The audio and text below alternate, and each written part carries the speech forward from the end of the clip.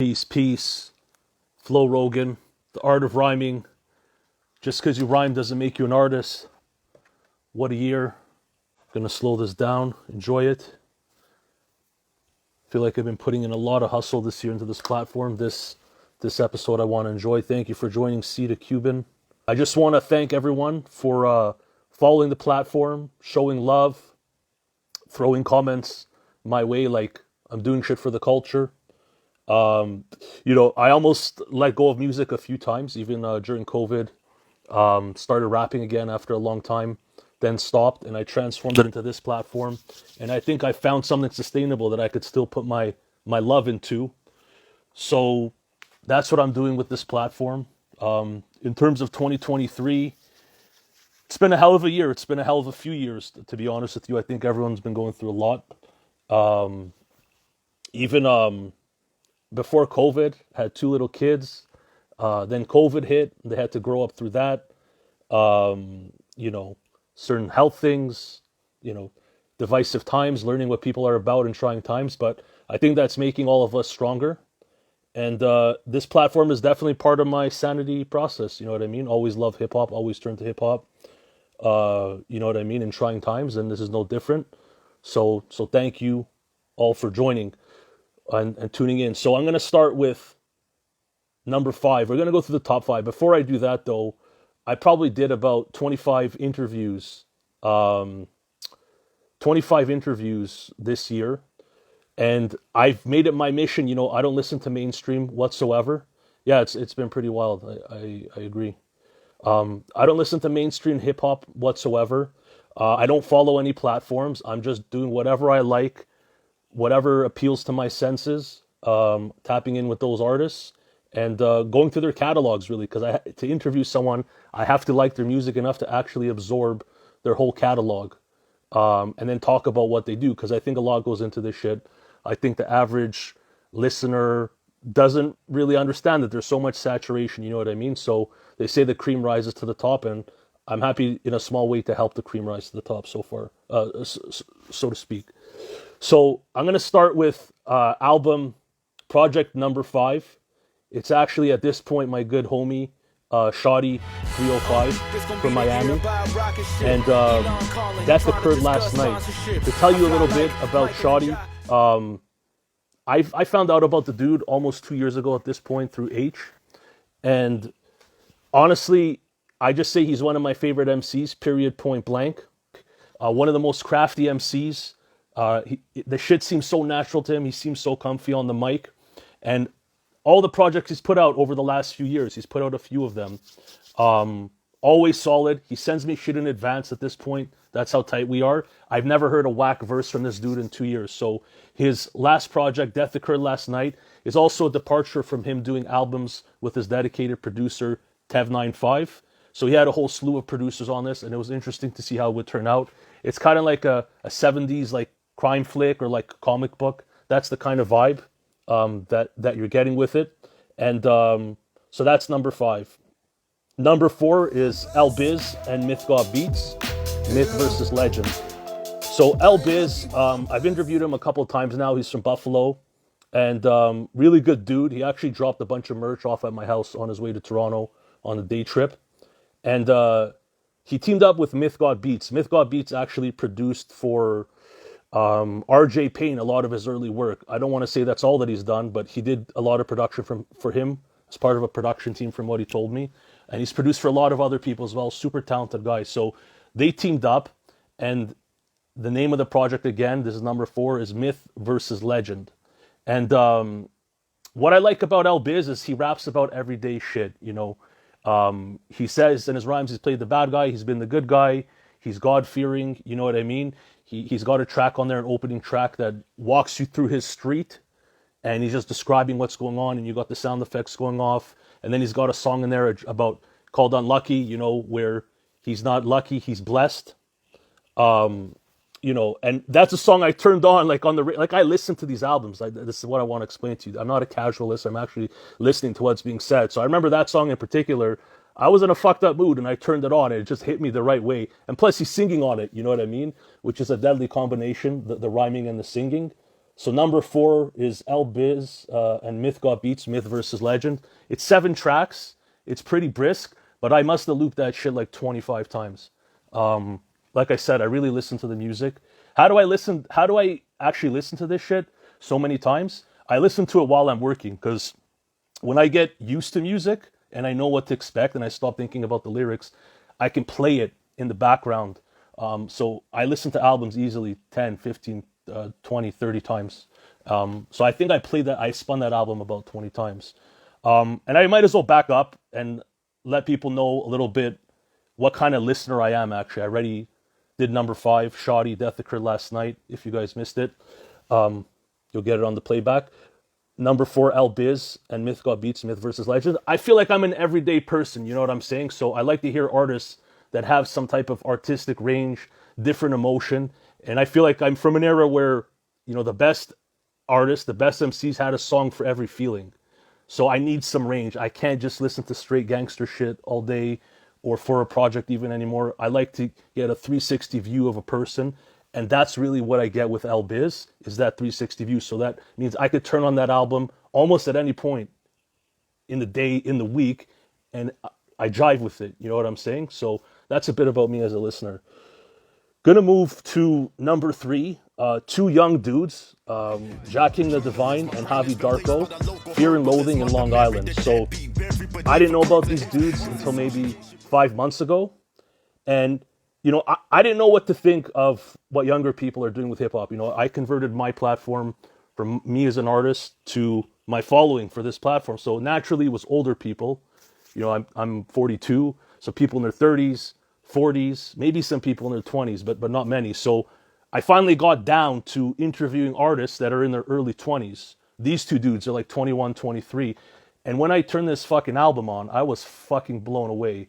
I was blown away at the homage they were paying to hip hop. Like the aesthetic is like the opening track, Jockeying the Divine, the bars that he spit. No lie, I looped that shit 20 times in a row before I even got to Javi Darko's verse. The impact I got was like hearing Illmatic, NY State of Mind. Not exactly like that, but that's the vibe it hit me with, and I wasn't sure I'd ever be hit with a feeling like that again. And to know that these dudes are like 21, 23. Now, I want to say this as well. They're not just copying what's already been done. These dudes are bringing their own fucking flavor and twist to this shit, which makes it even more honorable. Like, they're talking about shit like being abused as children, you know what I mean? Like, fucking older women, like, all kinds of shit. Like, you know what I mean? Living a regular life, living a disenfranchised... what I call them is the voice of the disenfranchised youth. That's what they're representing. And what this album is, Fear and Loathing in Long Island, it's a play off of Fear and Loathing in Las Vegas. It's them talking about looking at life in some sort of like, I don't know, acid trip, because I think they have done that kind of shit, and just what they're seeing. And they're just describing it almost like a freestyle, but cohesive, but raw. You know what I'm saying? And it's a heavy listen. That's why it's not number 1.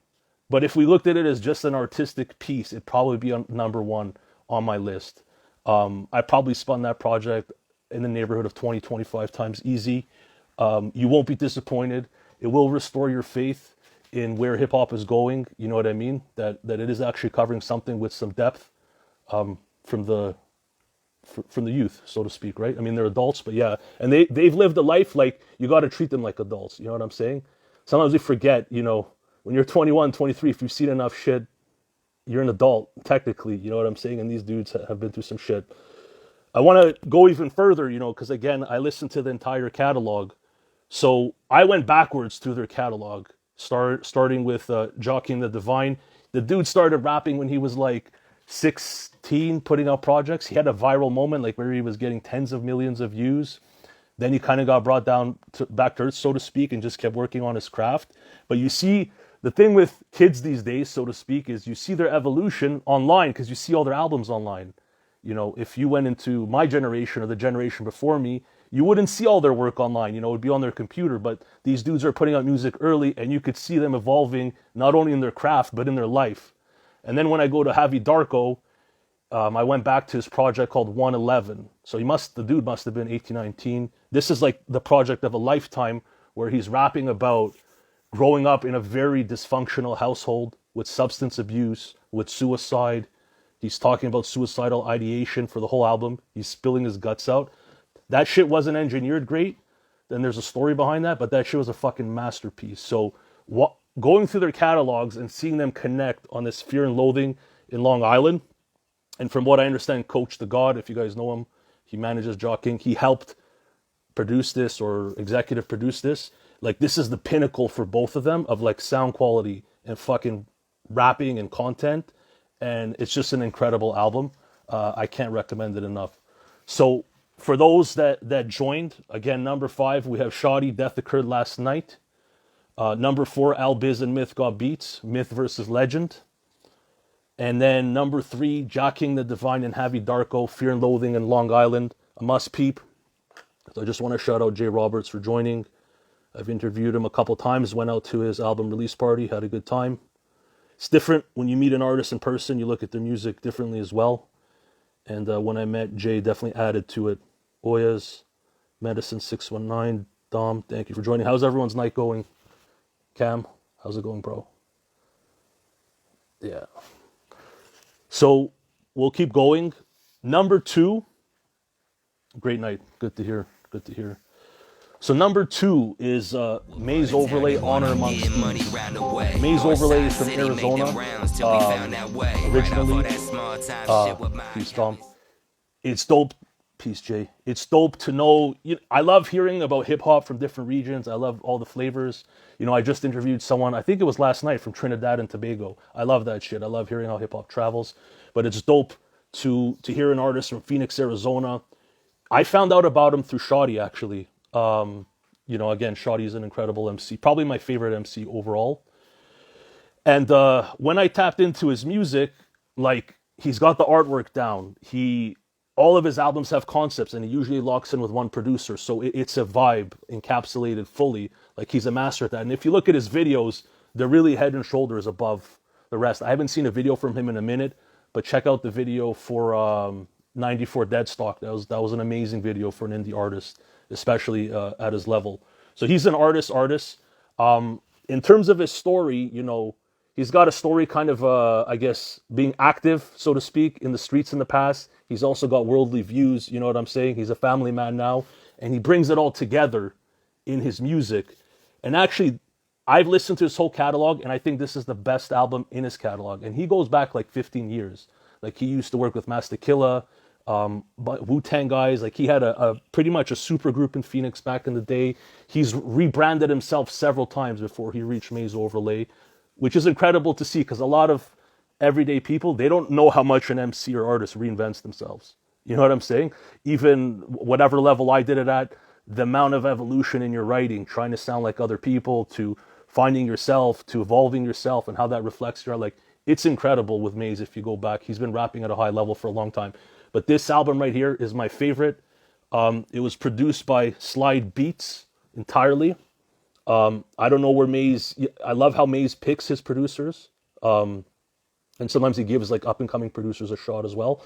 But this one is a little more melodic. His other ones have, like, darker sounds, a little grittier. But I feel he's super comfortable with where he's at in life right now. That's my perception. And he just wraps it up nicely. He sounds effortless on the mic. And with the melodies, it's just a vibe from front to back. Like, it makes me want to hit the open road when I hear an album like that. So that was a late entry that made it into my number 2 most listened albums for the year. I must have peeped that album 30 times, easily. Again, I do it a lot while working. And then number 1, and before I give the number 1, I just want to say this. Again, I've interviewed about 25 to 30 artists this year. Your music is fucking dope to me if I interviewed you, I don't think I'm anything special. I just love hip-hop. It's just intertwined with who I am. You know what I mean? Especially the music. And, it's part of my lifeline, this shit. You understand what I'm saying? So I've only listened to you guys, all 25, 30. I might have listened to one Nas album and like a Millie's album and nothing else. And I could say in my head, hip-hop is not dead because I listen to exactly what I like. So all of you guys should be commended. This is just what happened in terms of my listening, the most listens I gave to an album or project. So number one is Grio Noy and Sean Lynx. Grio Noy, again, I only discovered him a few months ago. He's the MC. Sean Lynx is the producer. A lot of you guys probably know of Sean Lynx, who's a formidable MC. He's a menace on the mic, but here he's strictly producing. So he produced all the beats. And I just want to start with the beats because the way they're produced, like I would say it's nothing overly complicated, and the transitions between tracks, it's nothing overly complicated. But like all the samples, all the sounds, it's like that classic hip hop I grew up on. It kind of feels like I'm listening to a group home album, not really, but it takes me back there. I think this project is like 35, 40 minutes, and I swear to you, I don't want to hit skip once every time I listen to it. No skips, like no impulse to hit the skip button, just off the production alone. And then I want to talk about Grio Noy, another young MC. I believe he's like 20, between 21 to 25. Both these dudes, we got North Carolina and South Carolina. He's got such a classic style, but he has his own way of phrasing shit, which I love. Easy to follow, but it's deep. You catch more on the second and third listen, even though it's easy to follow, which is, to me, that's what everyone needs to be. Easy to follow, but with depth. You know what I'm saying? Then you're on the money. So what's also interesting about what he did is the first video I saw of his, I forget the name of the song, he's wearing a hard hat and like a cat outfit. And he's basically representing a blue collar worker, which is part of the reason the album's called Steel Fly. I'd never seen that before. And I think we need more angles like that. You know what I'm saying? Of like regular life shit, not just action movie shit.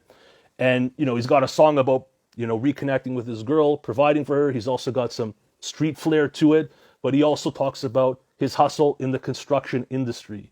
You know what I'm saying? And like to pull that off in a rap album and make it sound hard and relatable, it's a great thing to achieve. I think I listened to this album easily 30 times, 30 to 40 times probably during the course of my days. So hats off to all of you. Thank you for tapping in. Thank you for, you know, caring about the platform. We're definitely going to keep it rolling in 2024. So I'm going to recap. Number 5 was Shoddy, Death Occurred Last Night. Number 4, Al Biz and Myth Got Beats, Myth versus Legend. Number 3, Jack King the Divine and Javi Darko, Fear and Loathing in Long Island, an incredible piece of art. You should peep it. Number 2, Maze Overlay, Honor Amongst Thieves. And number 1, Grio Noy, produced by Sean Lynx, Steel Fly. So thank you all for tapping in. Thank you for all the great music. And if these guys want, I'm definitely going to send them my first run of the Art of Rhyming t-shirts.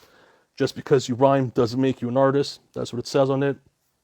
And what we're trying to do is like empower people, empower artists to feel like there's levels to this shit. You know what I mean? Not everyone can do it at a high level. And it's something to strive towards as well. So thanks, everyone. Have a great 2024, and we'll stay connected. Peace.